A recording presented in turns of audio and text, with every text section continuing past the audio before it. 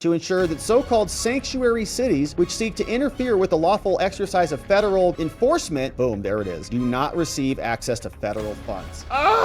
Once we lock that border on continuous operation, you're going to see fentanyl deaths decrease, illegal alien crime decrease, sex trafficking decrease. It's just all for the good of this nation, and we're going to keep going. No apologies. We're moving forward. Oh, you're the families and students, and where's your heart? No one cares. J.D. Vance said it best. I don't really care, Margaret. Sanctuary city mayors, mostly Democrats, are now getting subpoenas from the Oversight Committee and James Comer. You know this guy, Mayor Brandon Johnson, right here, who runs the city of Chicago, poorly, I might add, is joined by Mayor Adams, all getting subpoenas, along with 4 others, all Democrats across the country. New York City, Denver, and Boston, saying, I'm launching the GOP oversight investigation into sanctuary cities. I'm calling on the mayors of Boston, Chicago, Denver, and New York City to testify publicly at an oversight hearing on February 11, 2025, coming soon. These sanctuary cities have refused to cooperate with federal immigration enforcement and U.S. immigration laws. On his first day in office, James Comer says, President Trump took decisive actions to restore the rule of law. It is now imperative that our immigration laws are enforced across the country and that criminal aliens are swiftly removed from our communities. Now, this is one of the letters that was sent over to Mayor Eric Adams, who was indicted by the Biden DOJ. He told Tucker Carlson, according to him, it was because he was not being a good Democrat. He was upset that they were ransacking his city and filling it full of illegal aliens. So he is slowly, I think, maybe becoming Team MAGA. Don't know that he'll ever go that far, but he's sort of realizing there's a better way to do all this, I think. So we'll see where he goes. But he's getting a letter from the Oversight Committee. It says, all right, dear Mayor Adams, guess what? The Committee on Oversight and Government Reform is investigating sanctuary cities across the United States and how you guys impact public safety and the effective enforcement of federal immigration laws, saying sanctuary cities and their misguided and obstructionist policies hinder the ability of federal law enforcement officers to conduct safe arrests and remove criminals. Now, New York City is a sanctuary jurisdiction that refuses to fully cooperate with feds. To provide much needed oversight, the committee is now requesting documents from you, and we invite you to testify at a public hearing on February 11th, saying sanctuary jurisdictions are states, counties, or cities that put some limits on how they're going to cooperate with the feds. These jurisdictions take it upon themselves to decide what laws they will and will not enforce. Those are about 12 states and hundreds of cities now with sanctuary laws, but 4 cities stand out for their abject failure to comply with federal law: Chicago, New York, Denver, and Boston. Citizens of all 4 cities have suffered due to what you've done. Now, Chicago's a sanctuary city. Also, here, Chicago, the welcoming ordinance prevents local officials from arresting or detaining people, and Mayor Brandon Johnson also reaffirmed his commitment to this. He says, we're going to keep it a sanctuary city. The FBI has a database, but you guys will not corroborate your databases. New York City is a sanctuary jurisdiction as well, under several city code provisions that prohibit law enforcement from honoring an immigration detainer or notifying federal immigration authorities of an alien's release, except under very narrow circumstances, like don't tell the feds we got this guy. And this is very common. Further, New York City is subject to the provisions of additional sanctuary policies under executive orders by Cuomo, which directs state employees saying you cannot disclose information to federal immigration enforcement, okay? Specifically, do not cooperate with the feds. So why do they get any federal money, kind of a thing, right? Why are we playing that game? Maybe they're not going to. Denver is a sanctuary jurisdiction under Colorado law. Mike Johnson, the mayor, confirmed he was prepared to go to jail to protect illegal aliens from federal immigration authorities. Well, I'm sure we can arrange that. Boston is another sanctuary jurisdiction under the Boston Trust Act, which is the Boston City Council voted unanimously to reaffirm. Boston is also subject to the Massachusetts judicial precedent finding ICE detainers are an unlawful exercise of state power. Mayor Michelle Wu reiterated Boston's status as a sanctuary city shortly after the election. Unfortunately for them, on the first day, Trump took decisive action to restore the rule of law. One action included a directive from the AG and Homeland to evaluate and undertake any lawful action, says the president, to ensure that so-called sanctuary cities, which seek to interfere with the lawful exercise of federal enforcement, boom, there it is, do not receive access to federal funds.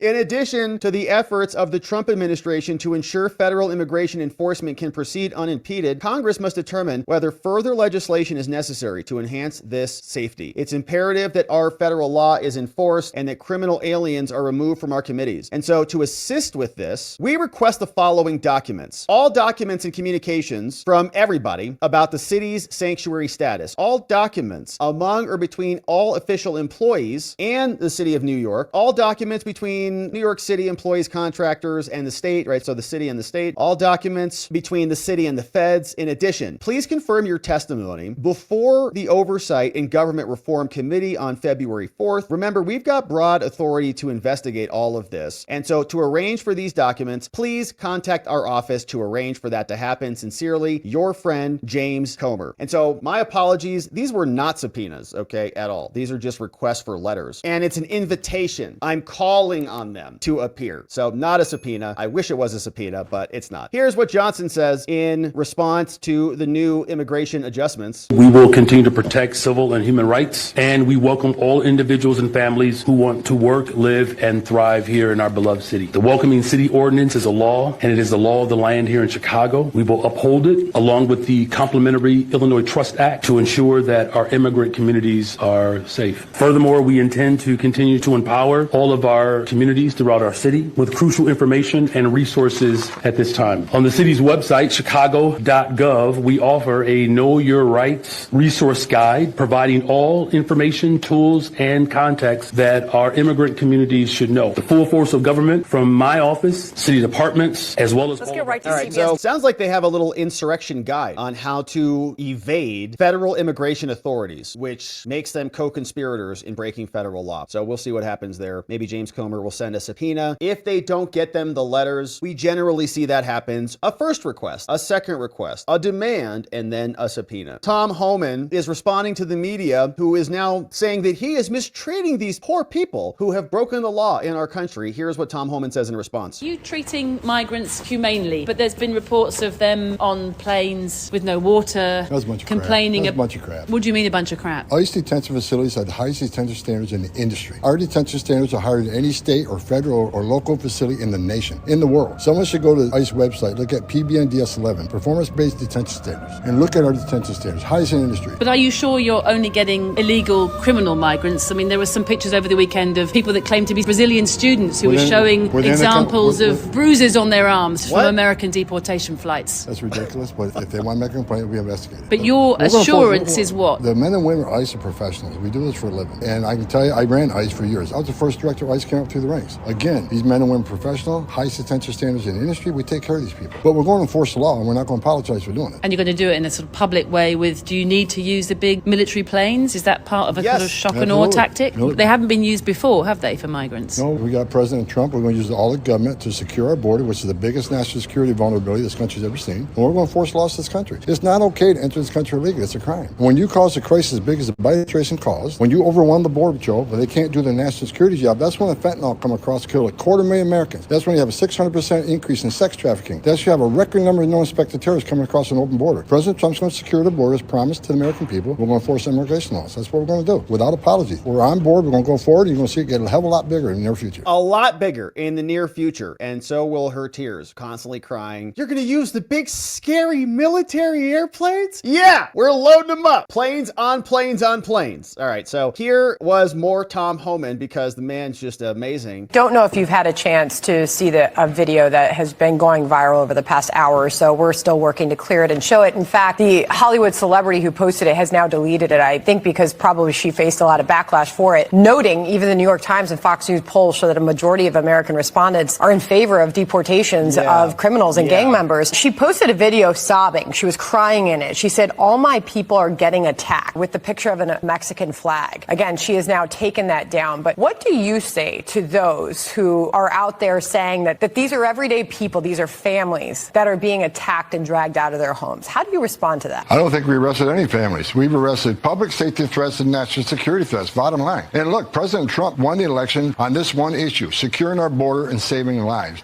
What happened on our southern border last 4 years is the biggest national security threat this country's seen, at least in my lifetime, because we got over 2 million known gotaways. We got a 600% increase in sex trafficking. We got a record number of terrorists crossing the border on the terrorist watch list. We have 250,000 Americans die from fentanyl coming across the open border. We're going to do this job, and we're going to enforce the laws of this country. If they don't like it, then go to Congress and change the law. We're going to do this operational apology. We're going to make our community safer. Once we lock that border on continuous operation, you're going to see fentanyl deaths decrease, illegal alien crime decrease, sex trafficking decrease. It's just all for the good of this nation, and we're going to keep going. No apologies. We're moving forward. Let's go, Tom Homan, not playing around. It is for the good of the nation. And what's interesting is the normal routine, the normal hyperventilating, right? The normal crying, oh, you're the families and students, and where's your heart? No one cares. JD Vance said it best. I don't really care, Margaret. Okay, we might have cared 10, 15, 20 years ago, but what has happened has been so devastating. We really don't have the time or the capacity for the humanity, okay? You broke the system so badly. We're in dire straits, and now we need dire action, and that's what we're getting.